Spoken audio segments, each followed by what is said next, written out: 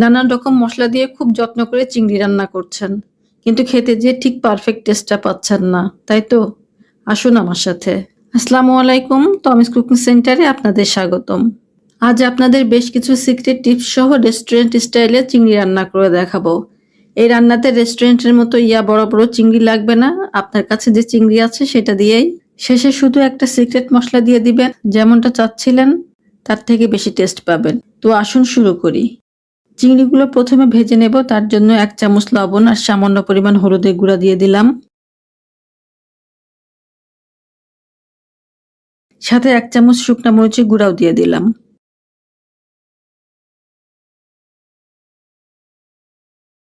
এবার লবণ, হলুদ আর মরিচের গুঁড়াটা চিংড়িতে ভালোভাবে মেখে নেব। এখানে প্রায় 800 গ্রামের মতো চিংড়ি আছে। খোসা ছাড়িয়ে চিংড়ির ভিতরে থাকা রগগুলো বের করে ভালো মতো ধুয়ে পরিষ্কার করে নিয়েছি আগেই। এখন মাখানো শেষ, এগুলা ভেজে নেব। একটা প্যানে 1/3 কাপ সয়াবিন তেল গরম করে নিয়েছি। মাখানো চিংড়িগুলো তেলের মধ্যে দিয়ে দিলাম, এগুলো ভেজে নেবার জন্য। ভেজে নেওয়া বলতে লাল মচমচে করে ভাজলে হবে না, চিংড়ির কালারটা চেঞ্জ হলেই উঠিয়ে নিতে হবে, নইলে চিংড়ির ভিতরে জুসিনেসটা চলে যাবে আর চিংড়িগুলো ড্রাই হয়ে অনেকটাই রাবারি হয়ে যাবে, তখন খেতে কিন্তু একদম ভালো লাগবে না। চিংড়িগুলোর এক পাশ ভাজা হয়ে গেছে, উল্টে দিয়ে অপর পাশটাও একইভাবে ভেজে নেব। চিংড়িগুলোর এক পাশ 30 থেকে 40 সেকেন্ডের বেশি সময় ধরে ভাজা যাবে না, আর চুলার ফ্লেমটা অবশ্যই মিডিয়াম টু হাই হিটে রেখে ভাজতে হবে।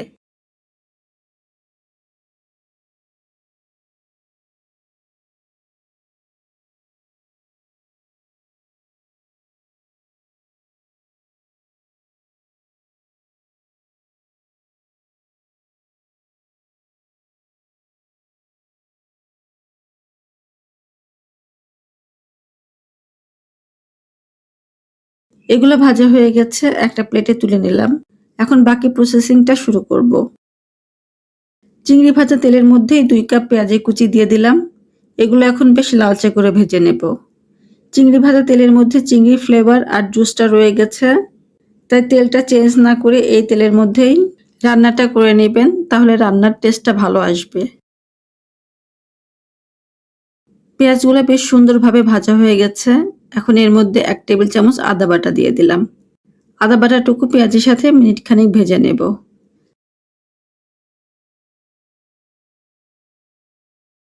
আদা বাটাটা ভাজা হয়ে গেলে 1.5 চামচ শুকনা মরিচের গুঁড়া আর 1/2 চামচ হলুদের গুঁড়া দিয়ে দিলাম। এগুলোও একটু ভেজে নেব। শুকনা মরিচ আর হলুদ একটু ভেজে নিলে রান্নার কালারটা সুন্দর আসে।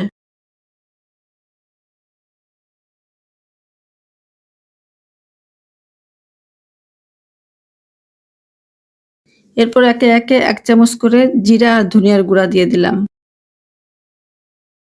এই গুঁড়া মশলাগুলো অন্য মশলার সাথে মিশিয়ে নিয়ে কিছুটা পানি দিয়ে দিলাম কষানোর জন্য।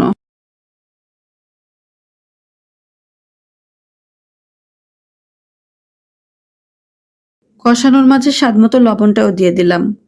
লবণটা দেবার সময় খেয়াল রাখতে হবে, চিংড়িটা ভাজার সময় লবণ দেওয়া হয়েছিল আর চিংড়ি ভাজার তেলটা এখানে ইউজ করা হয়েছে। প্রথমে মশলা কষানোর জন্য যে পানিটুকু দিয়েছিলাম সেটুকু শুকিয়ে এখন মশলাটা ভাজা ভাজা হয়ে এসেছে। এখন আমি আবারও সেকেন্ড টাইম কষানোর জন্য 1 কাপের মতো পানি দিলাম। চিংড়ির মশলাটা সবসময় আগে থেকে ভালো মতো কষিয়ে নিতে হয়। চিংড়ি দেবার পর আর বেশি নাড়াচাড়া বা কষানো যায় না। বেশি কষাতে গেলেই মাথাগুলো কিন্তু খুলে আসবে। তাই আগে থেকেই মশলাগুলো রেডি করে নিতে হবে। মশলাটা কমপ্লিটলি কষানো হয়ে গেলে আগে থেকে ভেজে রাখা চিংড়িগুলো দিয়ে দিলাম। মশলার সাথে আলতো হাতে চিংড়িগুলো মাখিয়ে নেব।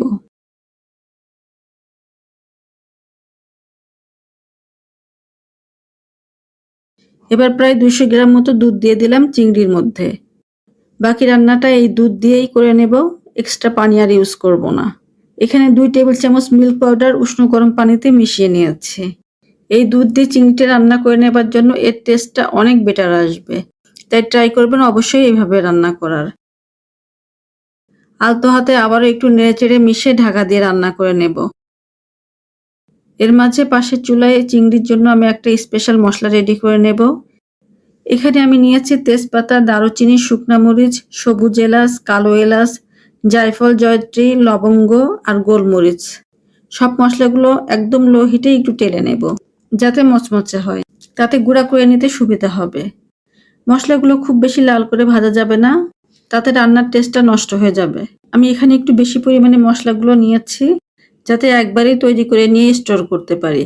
এগুলো এখন মচমচে হয়ে গেছে, ঠান্ডা করে ব্লেন্ডার করে নেব।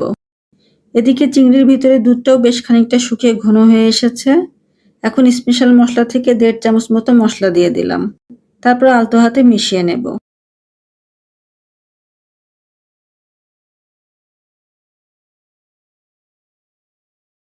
উপর থেকে কয়েকটা আস্ত কাঁচামরিচ দিয়ে দিলাম সুন্দর একটা ফ্লেভারের জন্য। তারপর ঢাকা দিয়ে 5 মিনিট মতো লো হিটে দমে রাখবো। 5 মিনিট পর এখন চুলাটা বন্ধ করে দিলাম। ঢাকনাটা খুলতে কি চমৎকার একটা অ্যারোমা যে পাওয়া যাচ্ছে যে কি বলবো। না বানিয়ে খেলে খুবই মিস করবেন। আপনাদের এটার ফাইনাল লুকটা একটু কাছ থেকে দেখাই। কি লোভনীয় লাগছে না? এবার একটা সার্ভিং ডিশে তুলে নেব। খুব সহজে তৈরি হয়ে গেল আমাদের এক মশলাতে রেস্টুরেন্ট স্টাইলের চিংড়ি ভুনা। দেখতেই পাচ্ছেন কত সুন্দর কালার হয়েছে। আবার একটা চিংড়িও ভেঙে বা গলে যায়নি। আপনারা বাসায় ট্রাই করবেন আর কেমন হয়েছে অবশ্যই কমেন্ট করে জানাবেন। ভালো থাকবেন সবাই। আল্লাহ হাফেজ।